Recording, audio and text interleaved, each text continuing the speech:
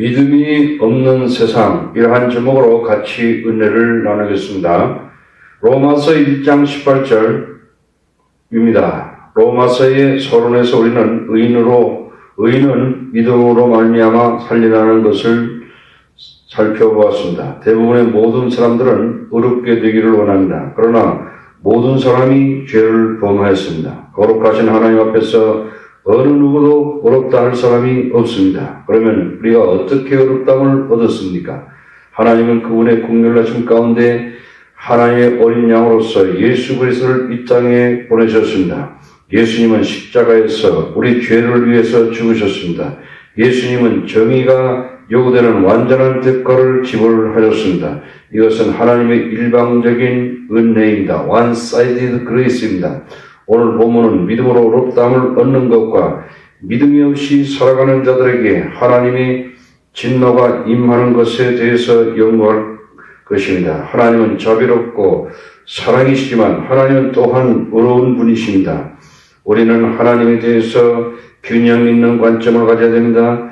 우리는 우리 시대의 문화를 통하여 보아야 되고 하나님의 관점으로 이 세상을 이해해야 하는 것입니다. 첫째, 하나님의 진노가 드러나다입니다. 로마서 1장 18절에 하나님의 진노가 불의로 진리를 막는 사람들의 모든 경건치 않음과 불의에 대하여 하늘로 쫓아 나타나니, 하나님의 진노는 죄에 대한 하나님의 분노로 나타납니다. 이러한 하나님의 진노는 어떤 사람이 기분이 감정적으로 좋지 않은 것과 틀립니다. 그것은 하나님이 그 안에서 기초한 분노인 것입니다. 그것은 악인에 대한 맹렬한 분노인 것입니다.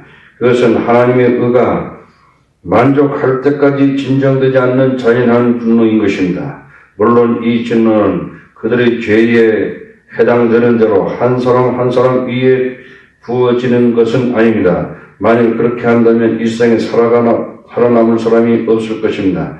하나님은 목자이십니다. 하나님은 인과의 원칙에 따라 우리를 심판하지 않습니다. 로마서 2장 4절에 그의 인자심과 용납하심과 귀의 참으심의 풍성함을 멸시하느며, 성격에 있어서 하나님은 인자하심과 용납하심과 참으심이 있어서 참으심에 있어서 풍성하십니다. 그러나 하나님은 그분의 어렵다는 것을 알려주는 그의 진노를 계시하는 것입니다. 로마서 2장 5절에 다만 내 고집과 회개치 아니한 마음을 따라 진노의 날 곧 하나님의 어려우신 판단이 나타나는 그날에 임할 진노를 내게 쌓는다. 어느 날 모든 죄인들에게 하나님의 공의로운 심판에 의해서 정죄하는 날이 올 것입니다. 하나님은 그분의 진노를 충분히 드러내어 그분의 어려우시다는 것을 증명할 것입니다. 하나님께서 사람들이 경건치 않은 것과 불의한 것으로 말미암아 하나님의 진노가 드러납니다. 경건치 않는 것은 하나님 없이 사는 것을 의미합니다. 예를 들면 노아의 때와 같습니다. 누가복음 17장 26절에 노아의 때와 된 것과 같이 인자의 때에도 그러하리라. 노아가 방주에 들어가던 날까지 사람들이 먹고 마시고 장가들고 시집가더니 홍수가 나서 저희를 다 멸하였음에, 결혼에 대한 하나님의 관점은 항상 중요한 문제로 등장합니다. 노아의 때에 남자와 여자가 그들의 정욕과 감정에 따라 하나님과 의논하지 않고 결혼한 것입니다. 창세기 6장 1절에 하나님의 아들들이 사람의 딸들이 아름다움을 보고 자기들이 좋아하는 모든 자로 아내를 삼은지라. 이것은 현실적인 경건치 못함입니다. 이 경건치 못함은 하나님의 진노를 불러 일으켰고 홍수의 심판을 가져오게 되었습니다. 소돔과 고모라 사람들은 하나님 앞에서 악했습니다. 그들은 자연스럽지 못한 생활 양식을 합법화하는 데 계속하였습니다. 그들은 하나님의 진노를 피할 수 없었습니다. 창세기 19장 24절에 여호와께서 하늘 곧 여호와에게로서 유황과 불을 비같이 소돔과 고모라에 내리사 그 성들과 온 들과 성에 거하는 모든 백성과 땅에 난 것들을 다 엎어 멸하였더라. 하나님은 이 사건을 통하여 축복의 하나님뿐만 아니라 공의로우신 하나님이시라는 것을 가르쳐 주셨습니다. 불의는 완전한 동기와 생각의 행동에 있어서 악한 것입니다. 예를 들면 엘리사장이 아들 홈니와 비나스가 하나님 앞에서 악했습니다. 그들은 아버지로부터 제장 직분을 물려받았습니다. 그들은 목자가 되었을 것입니다. 그러나 그들은 그들의 지위를 남용해서 육체의 욕망을 만족시키려고 했습니다. 이들은 하나님께 드리는 헌물 중에 좋은 부분을 택해서 먹었습니다. 그들은 오직 성전에서 수정되는 여종들과의 부도덕한 것으로 육체적인으로 만족을 얻으려 하였습니다. 마침내 하나님께서 그들을 불러서 사람의 칼에 죽게 하였습니다. 사무엘상 2장 34절에 내 두 아들 홈니와 비나스가 한날에 죽으리니 그 둘이 당할 그 일이 내게 표징이 되리라. 사무엘상 4장 11절에 하나님이 괴는 빼앗겼고 엘리 두 아들 홈니와 비나스는 죽임을 당하였더라. 다윗 때에 나발이라는 악한 사람이 있었습니다. 다윗과 그의 사람들이 나발의 양떼들을 도둑들로부터 보호하여 주었습니다. 그래서 나발에게는 풍부한 양털이 있었습니다. 그때에 다윗은 그의 사람들을 위해서 분깃을 달라고 요청하였습니다. 그는 다윗을 모르는 척하고 다윗의 간청을 거절하였습니다. 나발의 아내 아비가일도 다윗을 악하고 어리석다고 하였습니다. 추수 때가 지나고 나발의 심장은 돌처럼 딱딱하게 되었습니다. 사무엘상 25장 38절에 한 열흘 후에 여호와께서 나발을 치심에 그가 죽으니라. 하나님은 불의한 사람들에게 경고합니다.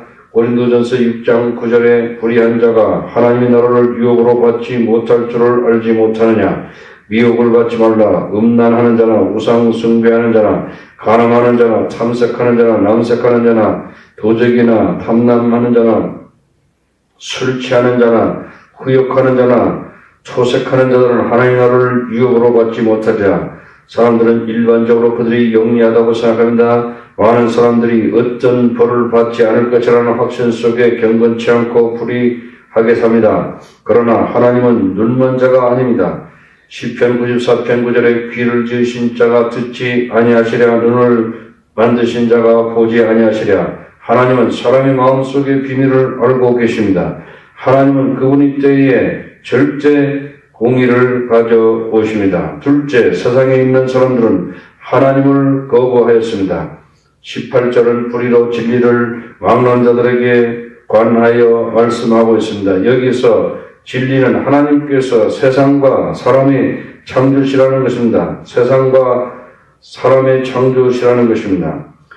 모든 사람의 생명은 하나님으로부터 나온 것입니다. 이 진리를 막는 것은 하나님의 존재를 무시하는 것입니다. 그것은 사람이 하나님과의 관계와 그 관계에 따른 책임을 부정하게 하는 것입니다. 죄악의 삶을 살기를 원하기 때문에 사람들은 하나님을 부정합니다. 다른 말로 하면 사람들은 하나님의 존재를 알지만 그들은 진리를 신중하게 거절했습니다. 그들은 타조가 그의 머리를 땅에 박고 몸 전체를 숨겼다고 생각하는 것 같습니다.